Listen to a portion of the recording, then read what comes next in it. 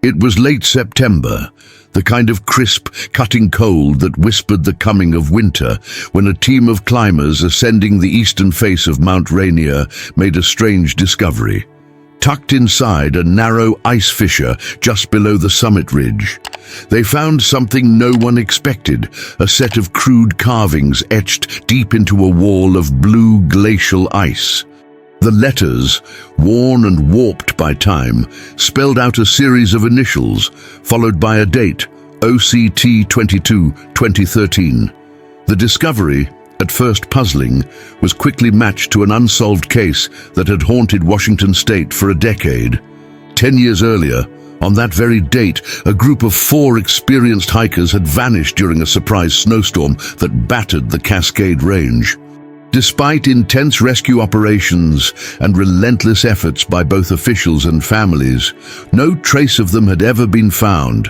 The carved initials ELMRDFSC matched the first names of those who disappeared: Elise Laurent, Marco Rivera, Dana Fields, and Scott Caldwell.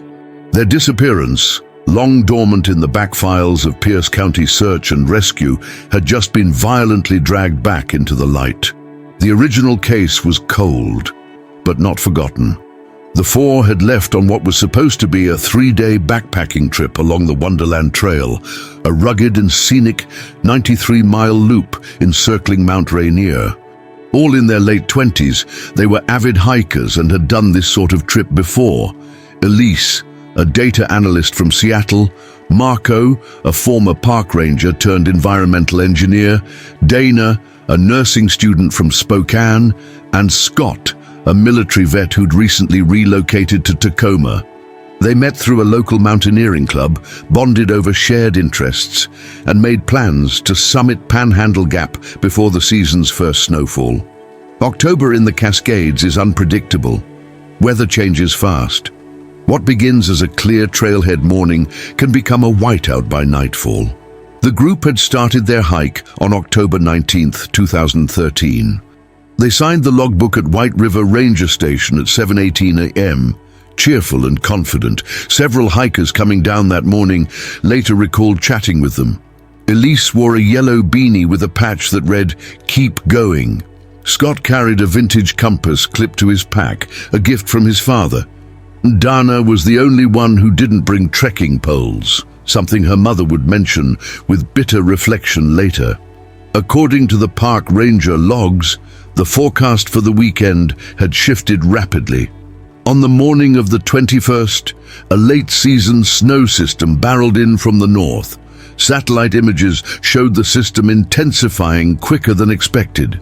Rangers issued advisories, but the storm reached the upper elevations before many could be warned.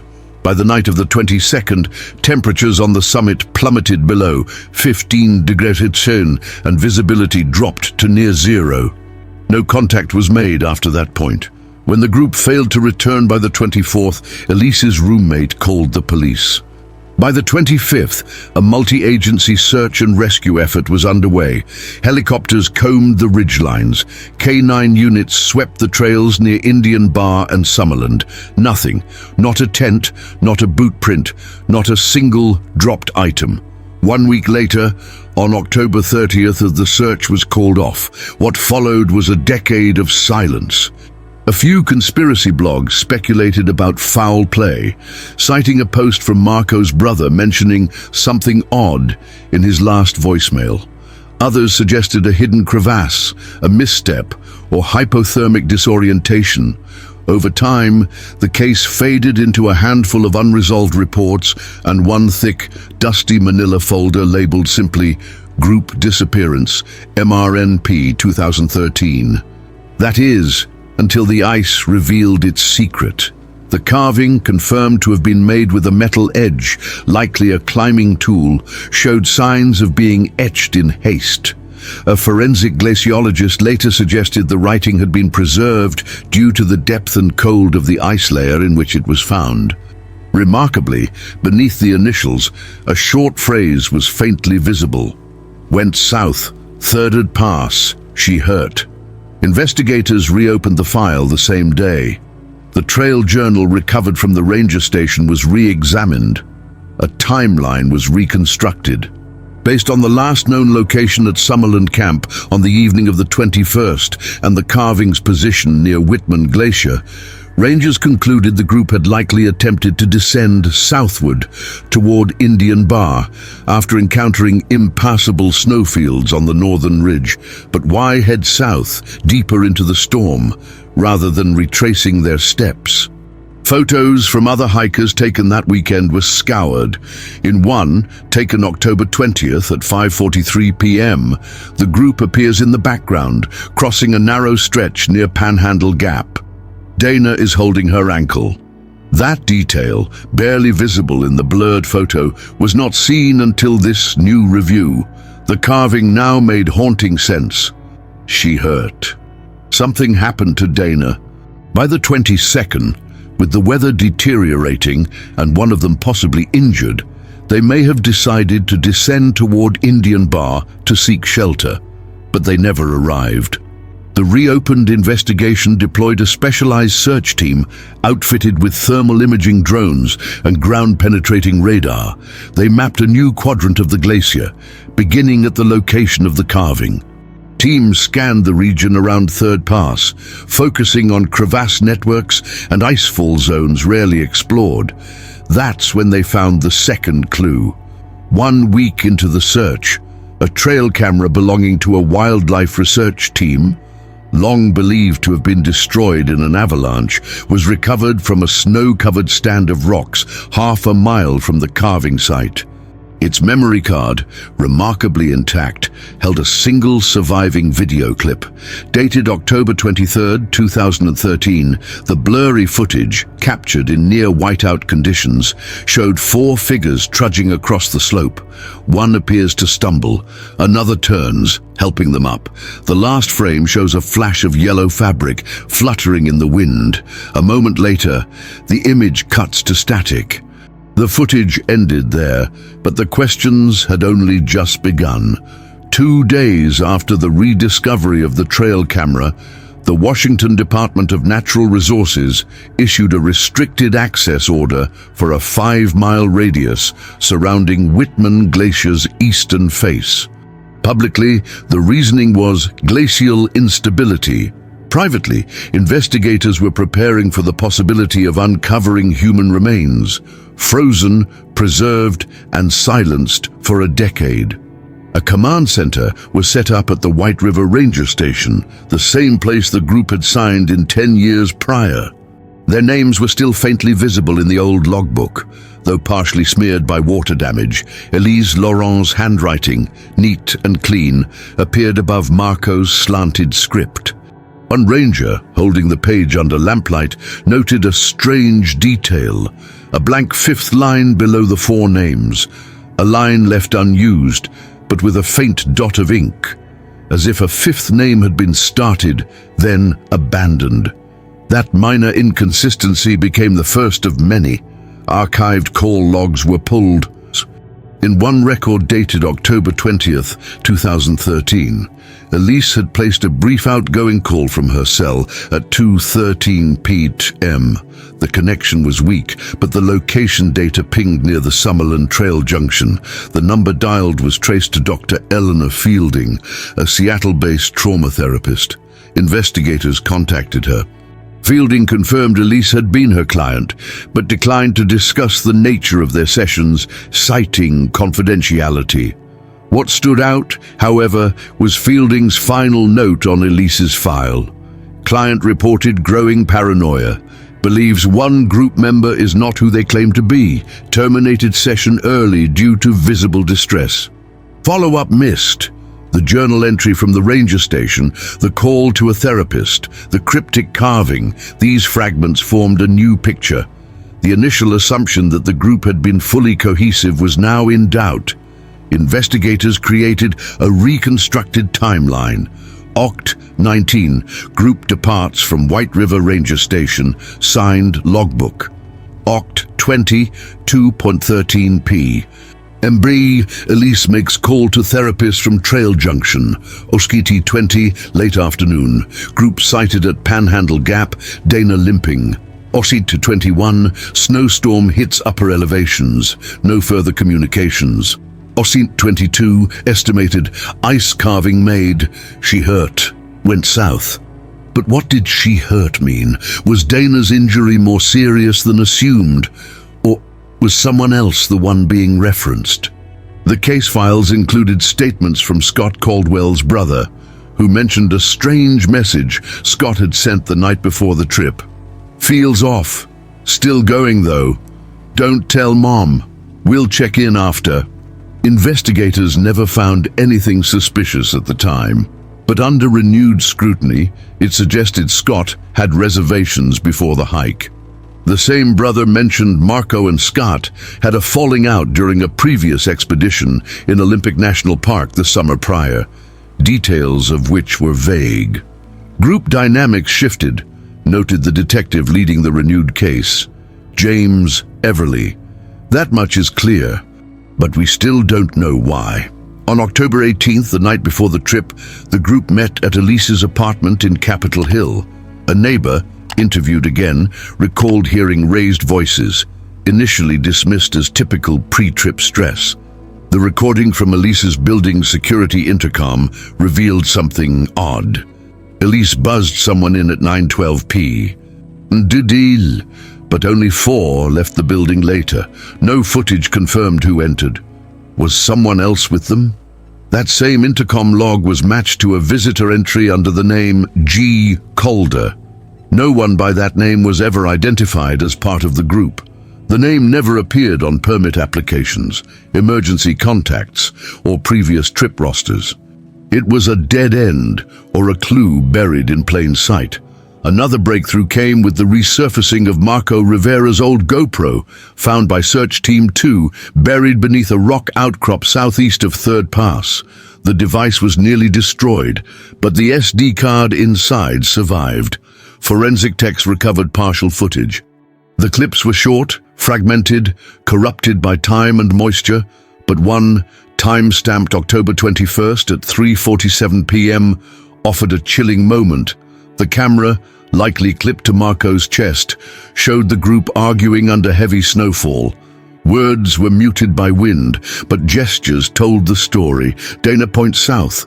Elise holds out a map. Scott appears to yell something, shaking his head. Then a fourth figure, hooded, taller than the others, face obscured by goggles, turns abruptly, walks out of frame. There were supposed to be 4 people on that trip. Was this a trick of angle and clothing, or had someone else joined them? The video cuts out.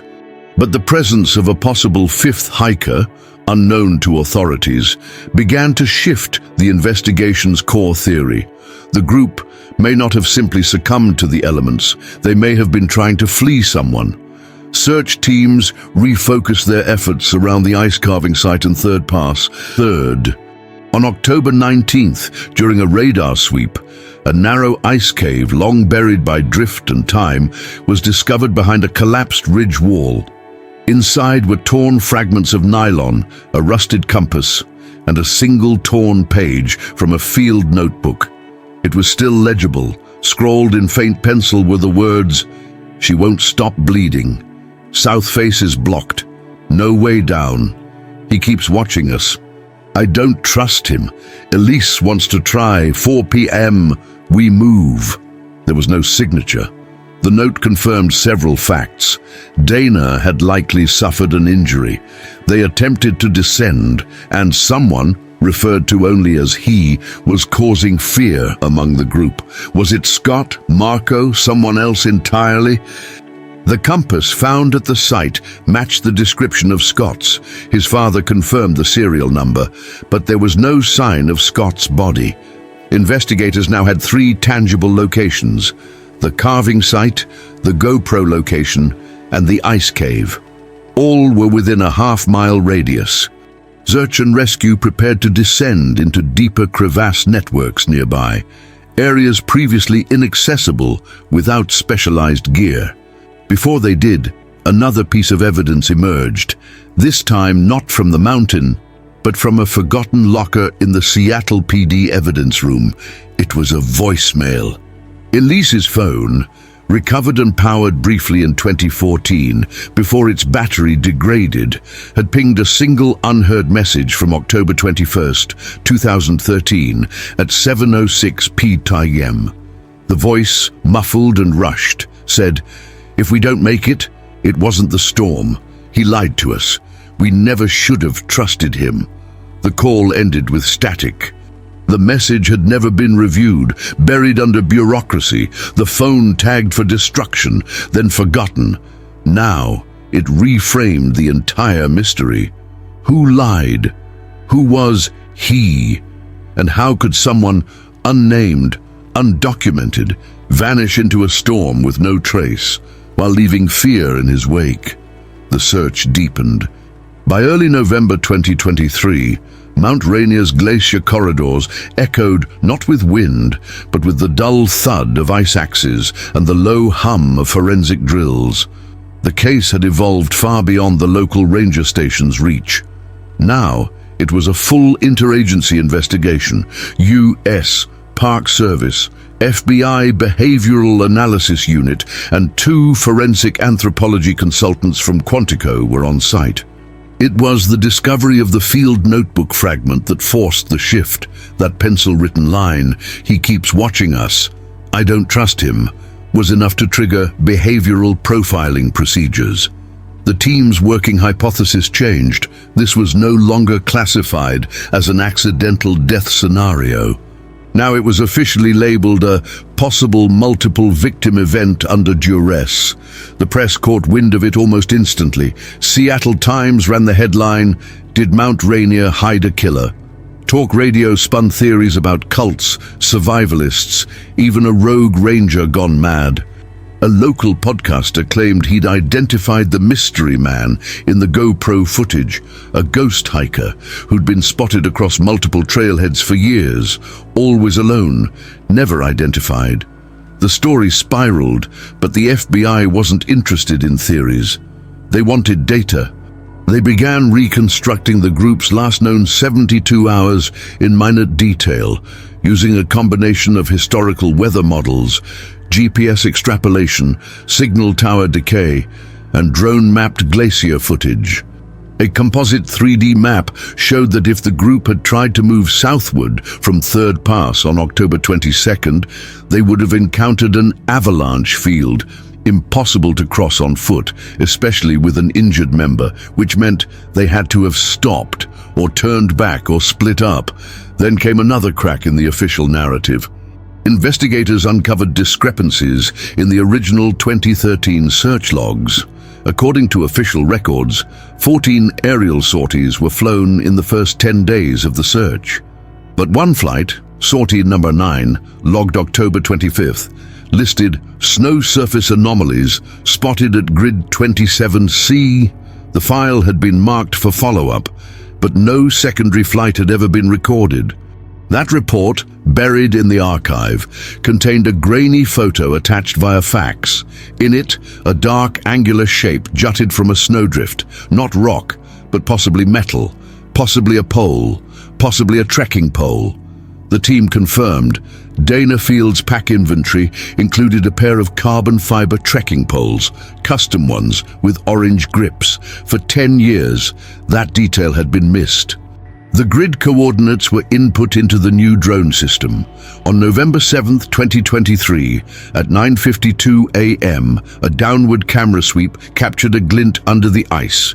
Teams reached it by 3 p.m. They uncovered one trekking pole, intact, frozen at a 47-degree angle, its handle cracked. Next to it, a swatch of fabric, yellow nylon, Elise's jacket. The ice beneath it was red-stained, faint but traceable. Core samples were taken. Preliminary lab results revealed the presence of AB-positive blood, matching Elise's profile on record. It wasn't enough to declare cause of death, but enough to confirm at least one member of the group had reached that spot and hadn't moved again. What no one could yet explain was the presence of something else, a footprint, just one, deep set, separated from the rest, preserved by the cold. It was too large to be Elise's or Dana's and didn't match the tread pattern on Scott or Marco's hiking boots. This print was wider, more heavily compressed, and based on melt pattern and position, had been made at least 24 to 48 hours after the blood stain. That meant someone else had stood over the scene, after Elise was injured, or after she had died. Pressure on the Park Service exploded. Families demanded answers. Elise's parents, who had long since moved to Oregon to escape the memories, issued a public statement.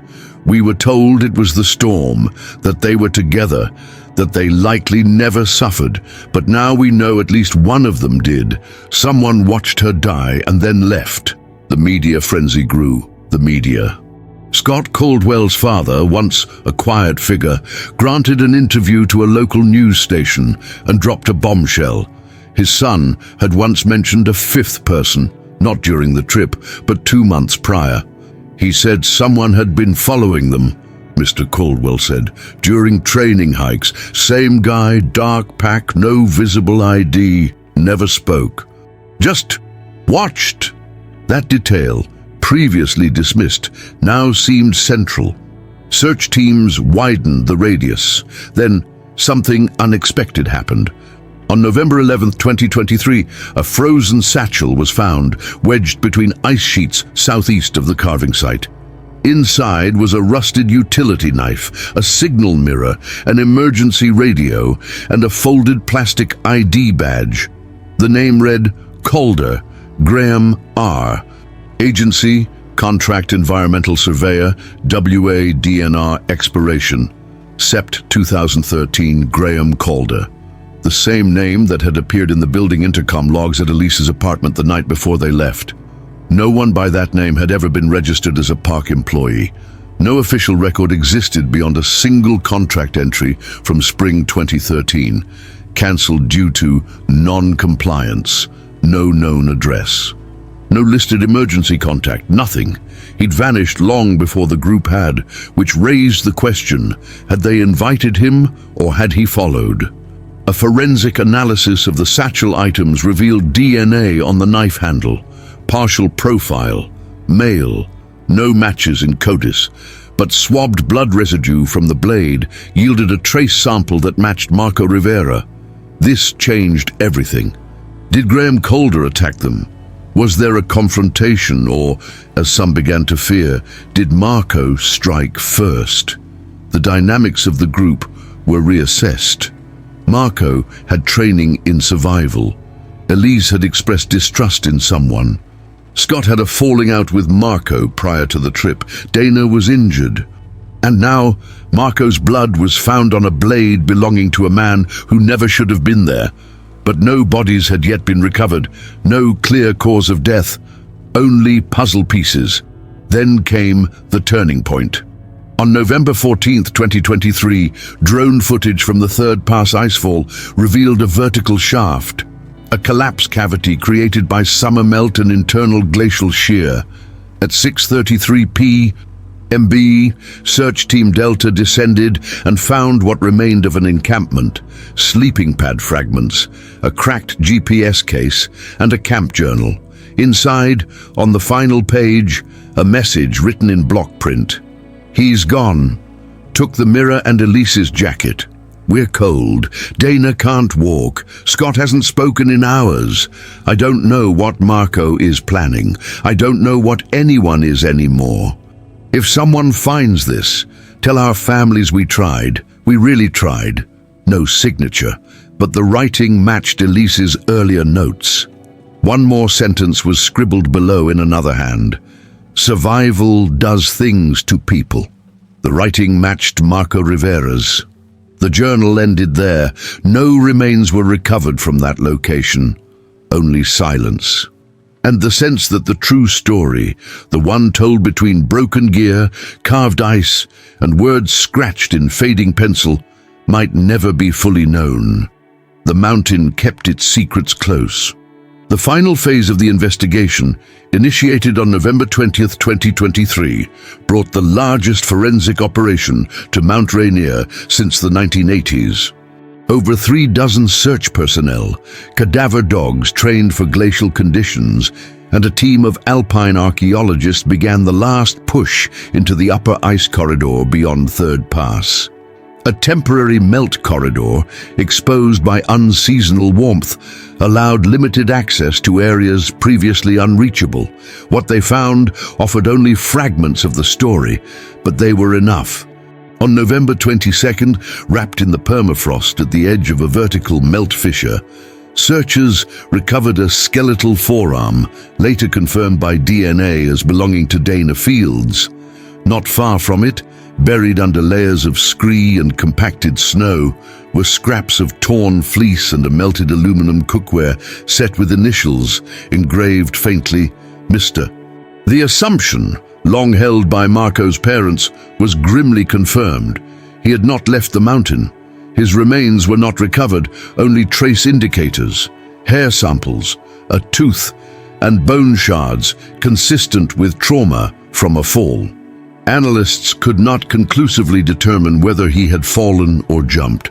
Nearby, wedged between two boulders exposed by glacial shift, investigators located the final object in what would later be classified as Zone E, a frozen bundle of clothing zippered together, still containing two wallets, both laminated. One belonged to Scott Caldwell, the other Elise Laurent. Inside Elise's wallet was a faded photo of her younger brother and a torn journal page. It read, in smeared ink, "If this is found, we didn't make it. No one turned on each other, not really. We were scared. Dana got hurt. Marco tried to carry her. Scott barely slept. I tried to keep notes, but I can't write anymore. Whoever you are, we didn't mean for this." There was no further entry. The FBI confirmed the findings in a press conference held at the University of Washington on November 30th. The official statement was careful, measured, and clinically phrased. Evidence suggests the group succumbed to exposure and injury resulting from severe environmental stresses. No conclusive forensic indicators of homicide were found. It was the most truthful version of a story that had unraveled in whispers and frostbite and memory. But there was more to the private briefing. The blade recovered from Graham Calder's satchel showed blood from Marco, yes, but also secondary traces from an unknown female contributor. Partial mitochondrial match to Elise. There was no proof the knife was used in aggression, but the injuries remained unexplained. The intercom log from Elise's apartment confirmed. Calder had entered, but there was no footage of him leaving. The unanswered question hung in the air like the fog on the glacier. Who was Calder, really? A search of state records showed that Graham R. Calder's identification had been created using falsified credentials, matching details of a real surveyor who had died in 2009 in a landslide incident near Enumclaw. Calder's face had never been captured on official ID databases. He had existed only on paper. The man who joined or followed the group into the storm was never truly identified. The FBI issued a final public statement, weeks later. "We cannot conclusively determine the role of Graham Calder in the events leading to the hikers' deaths. However, no legal next of kin or verified identity has been confirmed. The case will remain open under provisional status pending further evidence." In the wake of the announcement, families held quiet ceremonies. Dana's mother placed her daughter's old climbing badge at the edge of the glacier. Elise's brother hiked part of the Wonderland Trail alone and left a folded copy of her last journal page beneath a tree she once photographed. Marco's father, a silent man, declined all interviews. He sent a single email to the ranger station, reading only, "Tell the mountain we're done searching." Scott's parents, who had stayed out of the media entirely, mailed a photograph to Pierce County Search and Rescue. 4 young people smiling on a trail. On the back, it read, "We choose to remember them here before the cold." The mountain was quiet that winter. The carvings in the ice eventually vanished with spring thaw, like so many stories do. Only coordinates, reports, and objects remained, tags in a system stored away. Years later, an intern at the Ranger Archives recatalogued the original logbook from October 2013. On a hunch, she reanalyzed the page. The blank fifth line with the faint ink dot wasn't an accident.